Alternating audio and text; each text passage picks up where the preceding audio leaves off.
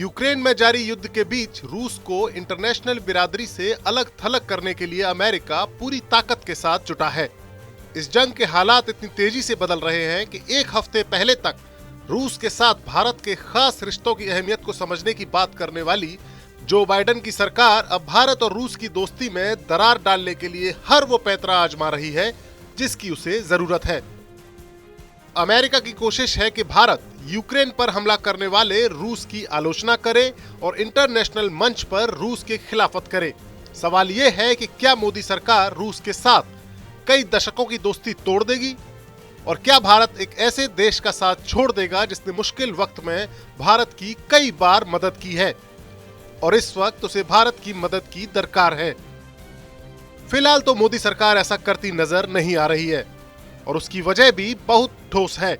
अब हम आपको बताते हैं कि कैसी है भारत और रूस की दोस्ती और कितनी गहरी हैं इसकी जड़ें जिन्हें खोदना अमेरिका के लिए मुश्किल है। दरअसल भारत और रूस के संबंधों की जब भी बात की जाती है तब भारत के रक्षा क्षेत्र में रूस पर निर्भरता की चर्चा की जाती है। ये बात सच है कि भारतीय सेनाओं के जखीरे में ज्यादातर हथियार रूस से ही आए हैं। पाकिस्तान और चीन जैसे दुश्मन देशों से घिरे भारत की सुरक्षा के लिए जरूरी सुखोई 30 जैसे विमान हो, विमान वाहक पोत INS विक्रमादित्य हो या घातक S-400 एयर डिफेंस सिस्टम हो, भारत को रूस ने हर वो हथियार दिया है जिसकी जरूरत भारत को है। लेकिन भारत और रूस की दोस्ती हथियारों की इस पार्टनरशिप से कहीं आगे की है। इतिहास के पन्नों को अगर पलट कर देखें तो रूस ने इंटरनेशनल फोरम पर तब भारत का साथ दिया है जब पूरी दुनिया भारत के खिलाफ थी। साल 1971 में पाकिस्तान पर मिली भारत की ऐतिहासिक जीत में रूस यानी उस वक्त के सोवियत संघ का बड़ा योगदान था। इस युद्ध में पाकिस्तान की हार निश्चित देखकर उसे बचाने के लिए अमेरिका और ब्रिटेन दखल देने का इरादा बना चुके थे, लेकिन सोवियत संघ ने बंगाल की खाड़ी में अपनी नेवी को भेजकर अमेरिका और ब्रिटेन के इरादों पर पानी फेर दिया। वहीं चीन के साथ अपनी सीमा पर सेना तैनात करके रूस ने चीन को भी इस युद्ध में दखल न देने की हिदायत दे दी। यही नहीं, इस युद्ध के दौरान 3 बार संयुक्त राष्ट्र संघ में भारत के खिलाफ आए प्रस्तावों पर रूस ने वीटो करके उन्हें अमल में आने से रोक दिया।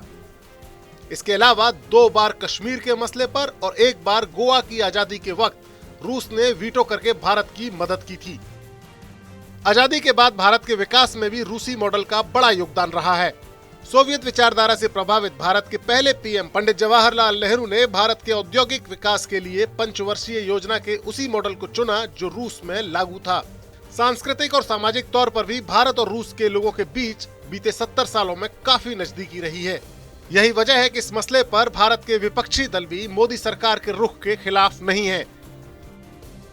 अमेरिका चाहे कितना भी दबाव बना ले, रूस के साथ भारत की दोस्ती में दरार डाल पाना बेहद मुश्किल है, क्योंकि भारतीय जनमानस में रूस की इमेज एक ऐसे दोस्त की रही है जिसने जरूरत पड़ने पर हमेशा भारत की मदद की और दोस्त को उसकी मुसीबत के वक्त दगा देना भारतीयों की फितरत कभी नहीं रही है।